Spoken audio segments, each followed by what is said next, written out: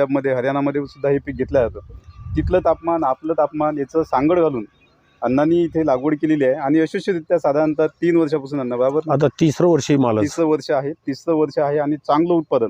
साधारणतः पहिल्या वर्षी आपलं उत्पादन किती निघालं होतं आणि खर्च किती आला होता याला? पहिल्या वर्षी याला खर्च माझा लावताना टोटल सगळे रोपं जाऊन आणण्यापर्यंत 8 लाख रुपये खर्च झाला होता माझा. पण पहिल्या वर्षी मला 5 टन उत्पन्न निघालं, 10 लाख रुपये झाले. म्हणजे माझ्या लावणीचा खर्च याचा जो खर्च झालेला आहे तो पहिल्याच वर्षी फिटला. आणि दुसऱ्या वर्षी मला जवळजवळ 12 ते 13 टन माल निघाला. मागच्या वर्षी 12 ते 13 टन माल निघाला. मला 22 ते 23 लाख रुपयाचं उत्पन्न नगदी कॅश हातात आलं. आणि आता या वर्षी कमी जास्त हे तिसरं वर्ष आहे माझं. या तिसऱ्या वर्षी मला जवळजवळ 15 ते 20 टन माल निघणार आहे. 20 टनापर्यंत नक्कीच जाणार आहे. म्हणजे 25-30 लाखाच्या पुढेच या वर्षीचं उत्पन्न मिळायला पाहिजे.